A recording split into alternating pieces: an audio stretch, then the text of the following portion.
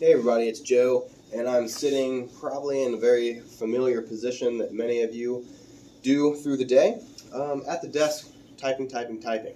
So, one of the best things that I like to do while I'm doing that is make sure that my hamstrings aren't incredibly tight, because what happens is I'm sitting with that flexed knee position and flexed hip position. Okay, so when I get really tight hamstrings, a lot of people sit through the day all the time, then they go and immediately they're doing exercise or something, or cycling or running, and they haven't taken the time to work on their hamstring tension or stiffness. So if you're sitting in this position most of the time, as soon as you go to stand up, imagine how shortened and tight that is going to be. So what I like to do is keep a couple different size balls around the desk. Okay, so here's a yoga tune-up ball. It's easy, very similar to a high bounce ball that you might use. Kids might have or something, or just a tennis ball. All right, so what I'm going to do is I'm going to put this down here, and a lot of people, you can search around for different spots, but a lot of people, their toes point out because that tightness in the outside hamstring is your bicep femoris. All right, so how I like to get that is put that kind of right on the edge of that chair.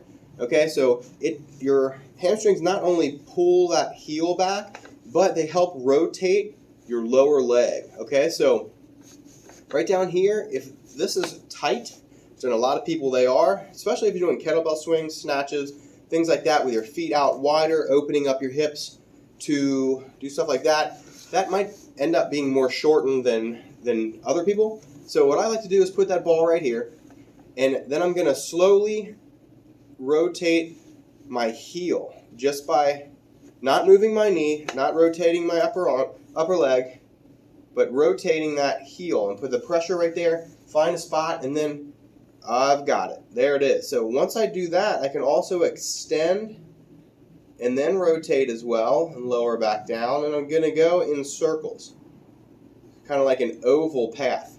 I can do it in reverse as well. Okay, I can change the spot where that's at, but this is really easy to do while you're kind of working on your desk. Nobody even knows you're doing it. You can externally rotate. You can bring your knee to midline and away from your body, rolling back and forth against that ball. Then you're going to try some other things if you have a different size. This is a larger size Rad Roller. You're going to really get, now this might look like you're doing a little different, but it's larger, so it's going to work on more general compression of the area. Now right there, I can go side to side, and I can work on almost all those tissues, even get into some of the adductors.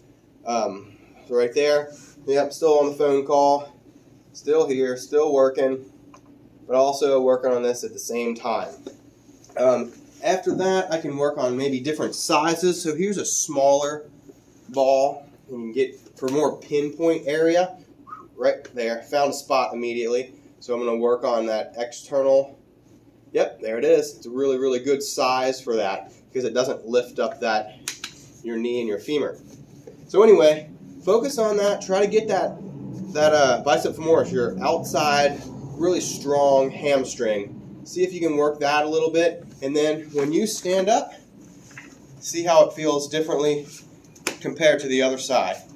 Maybe focus on your stretches, something, see how it feels. I'm able to keep that straight back and get pretty far down there. I'm not feeling as much pull in this area as I am on the left. So, hope that helps.